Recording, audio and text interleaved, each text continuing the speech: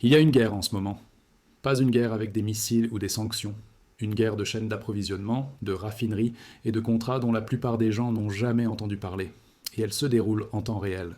Pendant que l'argent métal se stabilise autour de 4,20 $ l'once et que la plupart des investisseurs se demandent encore si le crack de 121 à 76 $ marquait la fin du marché haussier, la réponse est non. Ce crack était un spectacle secondaire. La vraie histoire, c'est ce que je vais vous montrer maintenant. Parce que quand j'ai commencé à creuser pour savoir où l'argent physique circule réellement, qui l'achète, qui perd l'accès à ce métal, et pourquoi deux superpuissances se livrent une course pour le sécuriser, cela a complètement changé ma façon de voir ce marché. Et je pense qu'à la fin de cette vidéo, cela changera la vôtre aussi. Bienvenue dans l'économie cachée. Si vous êtes nouveau ici, abonnez-vous. Je couvre ce que les médias financiers traditionnels refusent de toucher. Permettez-moi de commencer par une question que personne ne semble poser. D'où vient l'argent avant d'arriver sur les marchés? Avant qu'il n'apparaisse comme un chiffre sur votre écran, avant que le COMEX ne le comptabilise. Où se trouve physiquement ce métal à l'origine? La réponse, c'est l'Amérique latine. Le Mexique, le Pérou, la Bolivie, le Chili et l'Argentine produisent ensemble plus de 55% de tout l'argent extrait dans le monde. Le Mexique, à lui seul, produit environ 200 millions d'onces par an. Le Pérou suit avec 107 millions d'onces. Au fait, ce que je vous montre là, les abonnés de la recherche financière ont vu ça samedi dernier, avant cette vidéo ici. Si vous voulez voir avant tout le monde la prochaine fois, le lien est dans la description. Mais continuons. Et pendant 5 ans, alors que la plupart des investisseurs étaient concentrés sur les graphiques de prix et les contrats à terme, la Chine exécutait discrètement l'une des stratégies d'acquisition de matières premières les plus agressives de l'histoire moderne. Et je l'ai manqué. Je vais être honnête avec vous, je ne l'ai pas vu jusqu'à récemment. Mais une fois que je l'ai vu, je ne pouvais plus l'ignorer. Voici ce que la Chine faisait. Au lieu d'acheter de l'argent sur les marchés ouverts, comme le COMEX ou le LBMA à Londres, où les prix sont transparents et tout le monde peut enchérir, la Chine est allée directement à la source. Ils sont allés dans les mines, en Amérique latine, et ont signé des contrats d'achat à long terme. Ce sont des accords où la Chine s'engage à acheter l'argent sous forme brute, soit comme concentré, soit comme doré, une barre semi-raffinée qui nécessite encore un traitement, directement depuis la mine, avant qu'il n'atteigne jamais un marché public. Réfléchissez à ce que cela signifie. L'argent était acheté avant même d'entrer sur le marché mondial, avant la découverte des prix, avant que tout autre acheteur n'ait la moindre chance d'enchérir. La Chine acquérait le métal en amont, à la source, et le dirigeait directement dans son propre système de raffinage. Le métal n'apparaissait jamais au COMEX, il ne figurait jamais dans les rapports des coffres de Londres. Il disparaissait de la chaîne d'approvisionnement mondiale visible. Ils ont offert aux producteurs des prix plus élevés et une certitude à long terme. Si vous êtes un exploitant de mine au Pérou et que quelqu'un garantit d'acheter toute votre production pendant les 5 prochaines années avec une prime, vous acceptez cette offre à chaque fois. Mais l'effet cumulé de centaines de ces accords sur 5 ans est dévastateur. L'offre visible d'argent, celle qui apparaît sur les marchés et dans les rapports d'inventaire, est devenue de plus en plus mince. Et personne en Occident ne semblait le remarquer. Laissez-moi vous poser une question. Vous pensez que vous voyez cette analyse en premier? Non. Les abonnés de la recherche financière ont vu ça il y a 72 heures. Pendant que vous attendiez cette vidéo, ils lisaient l'analyse complète. Pendant que YouTube traitait l'upload, ils avaient déjà terminé. Vous êtes toujours un pas en arrière, et je ne peux pas changer ça dans une vidéo YouTube. Ce que je peux faire, c'est vous montrer où est le lien. Il est dans la description. Ce que vous en faites, c'est votre problème. Un accès. Toutes les analyses. Toujours en premier. On continue. Restez avec moi, parce que c'est ici que l'histoire devient folle. Quelque chose a changé, et je crois que cela a changé dans la seconde moitié de 2025. Les États-Unis se sont réveillés. Et quand je dis les États-Unis, je ne parle pas d'un politicien qui a fait un discours. Je parle de la chaîne d'approvisionnement physique qui a commencé à basculer. Les raffineries américaines ont commencé à recevoir des volumes inhabituellement importants de concentrés d'argent en provenance d'Amérique latine. Tellement de matériel que la capacité de raffinage aux États-Unis a été submergée. Le métal arrivait plus vite qu'il ne pouvait être traité. Permettez-moi de répéter ça parce que c'est important. L'argent affluait dans les raffineries américaines plus vite qu'elles ne pouvaient physiquement le raffiner. Ce n'est pas un signal de prix, c'est un signal d'approvisionnement. Cela signifie que quelqu'un a décidé que l'argent latino-américain allait désormais se diriger vers les États-Unis au lieu de la Chine. Le flux s'est inversé. Et cette inversion n'est pas subtile. Elle est dramatique. Ce que je crois, c'est que les États-Unis font maintenant exactement ce que la Chine faisait depuis 5 ans. Sécuriser l'achat directement auprès des producteurs, verrouiller l'approvisionnement avant qu'il n'atteigne les marchés. Mais plus vite et avec plus d'urgence. Juste une chose, la prochaine analyse est en cours d'écriture. Les abonnés la verront avant la prochaine vidéo. Le lien pour y accéder est dans la description. Soyez le premier à savoir. On continue. Les États-Unis n'achètent pas simplement de l'argent. Ils excluent la Chine de la chaîne d'approvisionnement de l'hémisphère occidental. Ce n'est pas un échange commercial, c'est une guerre des ressources. Et je dois vous parler de ce qui s'est passé pendant le krach de fin janvier 2026, parce que cela illustre parfaitement comment cette guerre est menée. Le 29 janvier, l'argent a atteint un sommet historique de 121,64 $. Le lendemain, il s'est effondré de 33% en une seule séance, tombant à 76 $, le pire jour de l'histoire pour ce métal. Ce que la plupart des gens ne comprennent pas, c'est que ce krach n'était pas un événement de marché normal. JP Morgan détenait une position vendeuse substantielle. Quand l'argent a grimpé à 121 $, ses positions étaient sous l'eau. Le 30 janvier, au point le plus bas, ils ont pris livraison de 3,1 millions d'onces. 633 contrats. Le même jour, où les exigences de marge avaient forcé une liquidation massive des petits investisseurs. Ce n'est pas du trading, c'est de la guerre financière. Permettez-moi de vous dresser un tableau de ce à quoi ressemble la doctrine Monroe en 2026. En 1823, le président James Monroe a déclaré que l'hémisphère occidental était interdit aux puissances coloniales européennes. C'était l'Amérique qui disait « Ceci est notre arrière-cour ». 200 ans plus tard, le même principe est réaffirmé. Mais cette fois, il ne s'agit pas de colonies, il s'agit de matières premières. Les États-Unis disent à la Chine que l'approvisionnement en argent de l'Amérique latine est dans la sphère d'influence américaine. Et le mécanisme n'est pas militaire, il est commercial. Sécuriser les contrats, submerger les raffineries, contrôler le flux et laisser le marché faire le reste. Maintenant, je veux vous montrer un point de données qui m'a véritablement stupéfié. Et honnêtement, si vous ne devez retenir qu'une seule chose de toute cette vidéo, que ce soit ça. Parce que c'est le moment où l'image devient parfaitement claire. Dans tout marché de matières premières, quand de gros acheteurs acquièrent du matériel, ils se couvrent. Ils verrouillent un prix pour se protéger de la volatilité. C'est ce que chaque manuel dit. C'est ce qui s'est toujours passé. Jusqu'à maintenant. La couverture a disparu. L'activité de couverture commerciale sur le marché de l'argent a diminué de manière significative.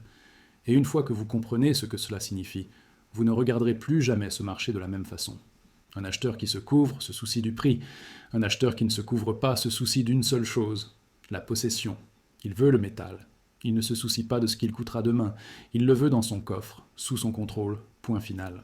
La disparition de la couverture est le signal structurel le plus haussier que j'ai jamais vu dans n'importe quelle matière première.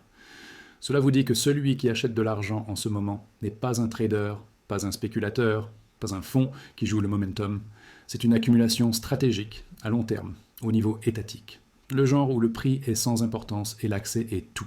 Les prix bougent avant les politiques. Permettez-moi de répéter ça parce que c'est l'une des choses les plus importantes que je dirai dans cette vidéo. Les prix bougent avant les politiques. Le marché n'attend pas un décret ou une conférence de presse. Il observe les flux physiques, les données de couverture, les rapports d'inventaire, et il intègre dans les prix un futur où l'accès à l'argent est plus restreint, plus contesté et plus géopolitiquement sensible qu'à n'importe quel moment de l'histoire moderne. Maintenant, voici où le désespoir de la Chine devient visible. C'est la partie où je vous demande de vraiment prêter attention. Alors que leur accès à l'argent brut se resserre, leur comportement a changé. Des rapports ont fait surface montrant que des acheteurs chinois approchent des producteurs en Amérique latine en offrant d'acheter de l'argent raffiné, pas du concentré, de l'argent prêt à livrer, à 8 $ au-dessus du prix du marché. 8 $ au-dessus du spot. Comprenez-vous ce que cela signifie ? À 80 $ l'once, ils sont prêts à payer 88 $ pour du métal physique. La chaîne CNBT a confirmé que 2 entreprises chinoises ont contacté le producteur canadien Kuya Silver avec cette prime exacte. Un acheteur indien a fait une offre encore plus haute, à 10 $ au-dessus du marché. Ce n'est pas un comportement d'achat normal, c'est un achat de panique. C'est un acheteur qui perd l'accès à l'approvisionnement et qui est prêt à payer n'importe quel prix pour mettre la main sur le métal. Pendant 5 ans, la Chine contrôlait l'amont. Elle achetait la matière première à la source et la traitait elle-même. Ce pipeline est maintenant perturbé. Que faites-vous quand vous perdez l'accès à la matière première ? Vous allez chercher le produit fini et vous payez une prime massive. Et en parallèle, le 1er janvier 2026, la Chine a mis en place des contrôles à l'exportation sur l'argent. 44 entreprises ont été autorisées à exporter sous licence. Pour obtenir cette licence, un exportateur doit produire au moins 80 tonnes par an et disposer de 30 millions de dollars de lignes de crédit. Cela exclut les petites et moyennes entreprises du marché international. La Chine a exporté plus de 4600 tonnes d'argent au cours des 11 premiers mois de 2025. Mais les nouvelles restrictions pourraient réduire l'offre mondiale de 60 à 70%, selon plusieurs analystes. Ce ne sont pas des manœuvres offensives, ce sont des manœuvres défensives. Ce sont les mouvements que vous faites quand vous êtes en train de perdre. Maintenant, laissez-moi relier cela aux tarifs douaniers. Il existe une loi aux États-Unis appelée la section 232 qui permet d'imposer des droits de douane sur les importations menaçant la sécurité nationale.